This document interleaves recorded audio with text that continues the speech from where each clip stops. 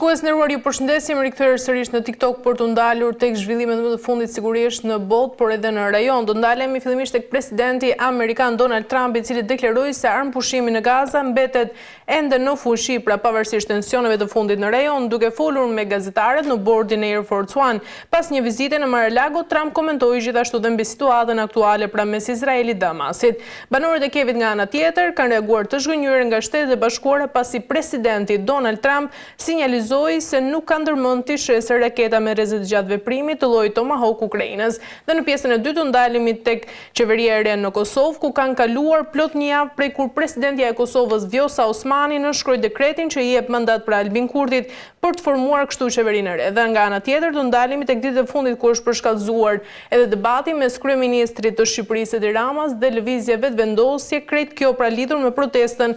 e cila u mbajt në Tiranë në mbështetje të akuzuarve nga gjykata speciale. Për të ndalur në pjesën e parë, fillimisht ndjekim insertin dhe pas rikthehemi me të ftuarin. Presidenti amerikan Donald Trump deklaroi se armpushimi në Gaza mbetet ende në fuqi pavarësisht tensioneve të fundit në rajon, duke folur me gazetarët në bordin Air Force One. Pas një vizite në Mar-a-Lago, Trump komentoi mbi situatën aktuale mes Izraelit dhe Hamasit. Po ata kanë qenë mjaft të zhurmshëm, tha Trump, duke referuar veprimeve të fundit të Hamasit. Megjithatë, ai shtoi se beson se udhëheqja e grupit militant nuk ishte e përfshirë në incidentet më të fundit. Ushtria izraelite njoftoi dje se kishte nisur një valë të re sulmesh në Rafah, në rrip një gor të Gazës, pas bombardimeve të para në njëjtën zonë më herët, duke pretenduar se kjo ishte më në përgjigje të sulmeve të Hamasit, të cilat organizata palestineze i mohoi. Në përgjigje të shkeljes flagrante të marrëveshjes së armpushimit më herët, sot ushtria izraelite nisi një seri sulmesh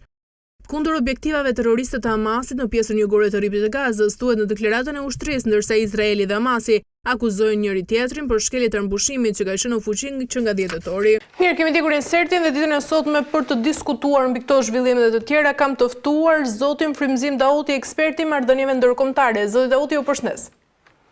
Ju faleminderit për kënaqësi jeni me mua sot. Zoti Dauti, për ta nisur fillimisht me insertin që sapo dëgjuam së bashku, a mund të themi tashmë pra se armpushimi në Gaza po jeton vetëm në letër, pra ku nga njëra anë Trump deklaron se qetësia po ruhet, ndërsa në terren pra Izraeli dhe Hamasi akuzojnë njëri tjetrin për shkelje? Po kuptohet që shkelësi është Izraeli dhe kjo marrëveshje do të mbetet vetëm në letër, në terren. Izraeli do të vazhdoj të bombardoj Gazën, do të vazhdoj të vras njerëzit e Gazës, të paktën pas kësaj marrëveshje janë vrarë 100 persona në Gaza. Po ne kemi krahasim tjetër, mund të bëjmë, apo shembull tjetër, marrëveshjen e Izraelit me Hezbollahu, ku ka gati një vit që është bë ajo marrëveshje dhe Izraeli vazhdon ende ta bombardoj Libanin. Dhe kjo është shumë normale për Izraelin dhe të gjithë ata që besojnë që Izraeli do t'i përmbahet marrëveshjes, vetëm që tregojnë një naivitet politik. Kuptohet që Izraeli bën kalkulimet e tyre, ata arritën një qëllim që t'i lëshojnë robërit ushtarak Izraelit që mbaheshin në Gaza me ndihmën e Amerikës, por ishte po ashtu edhe një dështim për shkak se ata u detyruan që në këmbim të atyre të burgosur lufte, të liroheshin disa mijëra palestines, dhe kjo dëshmoi që Izraeli për 2 vite u thoshte që do t'i liroj sipas tyre pengjeve, po nuk ja arritën pa një marrëveshje me Hamasin, dhe po ashtu nuk arritën që ta okupojnë Gazën, nuk arritën që ta shkatrojnë Hamasin. Hamasi është në Gaza, e udhëheq Gazën, edhe pse thuhet që do t'i dorëzojnë armët, nuk ka shenja se Hamasi do t'i dorëzojë armët, përderisa Izraeli ende vret njerëz në Gaza, dhe ata e kanë një moto, dhe që thotë që ata që duan të na i marrin neve armët, ne atyre do t'u marrim shpirtin. E kanë fjalën për moton e Hamasit. Dhe prandaj që kjo marrëveshje do të mbetet vetëm në letër. E qartë, zoti Dauti, nga ana tjetër Trump tha se udhëheqja e Hamasit nuk kishte përfshirë në incidentet e fundit pra që ka ndodhur. Si duhet lexuar kjo deklaratë? Po nuk ka kapacitet Hamasi si ta sulmoj Izraelin. Kjo nënkupton, për shkak se të gjithë ata njerëz që janë vrarë në Gaza janë vrarë nga gjuajtjet nëpërmjet aeroplanëve apo artillerisë së rrallë, me bomba shumë kilogramshe apo shumë disa 1 ton apo 2 ton si zakonisht i përdori, Dhe kjo do të thotë, për shkak se nuk janë vrarë ushtar izraeli, pra nuk janë vrarë në Gaza, sikur të vriten disa me snajper apo me pushka automatike, do të konsideroj se Hamasi thyese. Prandaj, në këtë rast, Trumpi ka të drejtë që akuzon Izraelin dhe kuptohet që është një mesazh që u atërheq vërejtjet, për shkak se sipas Trumpit dhe administratës së tij, kjo luftë duhet të pushoj, për shkak se e tregua dobësia e Izraelit në luftë, po ashtu edhe me gjithë përkrahjen e administratës amerikane, ata dështuan së bashku Amerika dhe Izraeli që ta pushtojnë Gazën, dhe për mos e zgjatur më shumë duhet të pajtohen me këtë marrëveshje dhe të bëjmë plane të tjera si ta okupojnë Gazën dhe të bëjnë pastrim etnik, po në forma tjera. E qartë, Zoti, nga ana tjetër, rënpushimi 10 tetorit u konsiderua nga një rast si një arritje diplomatike, pra nëse bie tani, cilat do të jenë pasojat që do të ketë kjo sigurisht për stabilitetin rajonal, por edhe për rolin e SBA-s nga ana tjetër si ndërmjetësues, pra a do të shohim një humbje të besueshmërisë të amerikanëve në sy të aleatëve?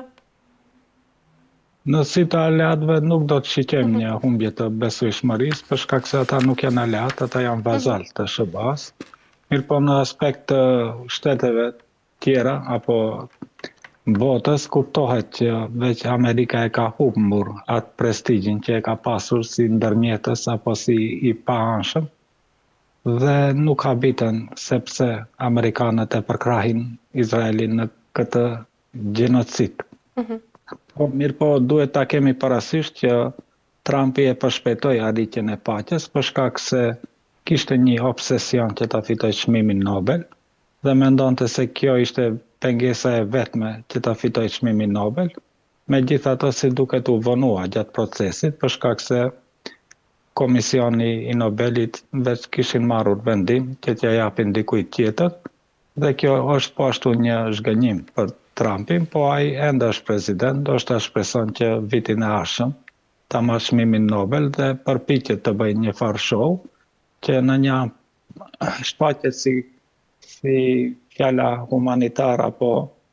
që e mbështet paqen, mirë po në anën tjetër i sulmon shtetet apo e furnizon Izraelin me armë që të vrasin deri më sot e kësaj dite njerëz të pafajshëm. Pra është një hipokrizi e presidentit Trump dhe administratës amerikane. E qartë, Zoti, nga ana tjetër, nëse Shtetet e Bashkuara të Amerikës nuk e ndëshkojnë hapur as Izraelin, por nga ana tjetër as Hamasin për shkeljet, a mund të nxjisë kjo edhe një precedent të rrezikshëm pra për konfliktet e ardhshme? Po, mundet, mirë po as që merret parasysh që SBA-ja mund ta dënoj apo ta qortoj Izraelin për shkak se izraelitët e kontrollojnë Kongresin Amerikan dhe nëpërmjet kontrollit të Kongresit Amerikan e kontrollojnë edhe ministrat e qeverisë së Trump. Po ashtu Trump kontrollohet nga lobuesit dhe financuesit izraelit. Këtë e kemi dëshmi kur në parlamentin e Izraelit presidenti Trump mbajti një fjalim dhe ju faleminderua familjes Adelson që kanë donuar për kampanjën e tij prej kur ka dalë në skenën politike dikun $600 milion dhe u lavdrua se ajo financuesja e tij ka në hesapin bankar të saj dikun $60 miliard dhe që do të thotë se gjithmonë do ta ketë përkrahjen e lobit izraelit. Përderisa Hamasin nuk ka mundësi si ta ndëshkoj për shkak se ata edhe kur kërcënohet se do t'ua sjelli ferin apo xhehenemin në Gazë, ata veç jetojnë në një fer dhe nuk ndikojnë fjalët e tij për Hamasin as pak. E qartë. Zoti, nga ana tjetër, duke parë edhe përplasjet e fundit pra dhe tonet e Trumpa, mund të themi se politika e jashtme amerikane po kthehet drejt një izolimi të ri ku nga njëra anë stabiliteti global nuk është më prioritet, por vetëm interesa momentale nga ana e Washingtonit? Po kuptohet që edhe politika e jashtme amerikane mbështetet në interesat e tyre. Ata e kanë moton që ne nuk kemi aleat të përhershëm, po kemi interesat të përhershme. Dhe nuk shiqojmë shenja të një politike izolacioniste të SBA-s, për shkak se SBA-ja ende është e involvuar në luftën në Ukrainë dhe Rusi. po ashtu përpiqen që të fillojë një luftë apo të bëjë një grushteti në Venezuelë dhe kuptohet që përgatiten me Izraelin që të sulmojnë përsëri Iranin dhe dim që ende bombardojnë në Yemen, mbështesin Izraelin ta bombardojë Libanin dhe Hamasin apo Gazën, disa herë sulmojnë edhe Sirin, që do të thotë se politika e vjetër e punëve të jashtme të Amerikës vazhdon, si në administratat e mëhershme, dhe unë nuk shiqen ndonjë ndryshim të politikës së Trump për sa i përket politikës së jashtme amerikane. E qartë, mirë, zoti Dauti, ndikemi ditën e sërtë më pas rikthehemi. Banorët e Kievit kanë reaguar të zhgënjur nga Shtetet e Bashkuara pasi presidenti Donald Trump sinjalizoi se nuk ka ndërmend të qesë raketat me rrezë të gjatë veprimit të llojit Tomahawk Ukrainas. Trump deklaroi të premten se shpresonte se raketat në fjalë nuk do të jenë të nevojshme për përpjekjet për paqen. Ai priti presidentin e Ukrainës Volodymyr Zelenski në Washington në takimin e 5 ballë për ballë që nga fillimi i vitit. Ukrainasit besojnë se raketat do ndryshonin rrjedhën e luftës dhe do ta detyronin presidentin rus Vladimir Putin të ulen në tryezën e negociatave. Ndaj dhe retorika e Trump shkaktoi zhgënjim në radhët e tyre. Besoi se gjitha ishte një lojë, por neve do të na duheshin ato raketa për të dhënë fund kësaj lufte.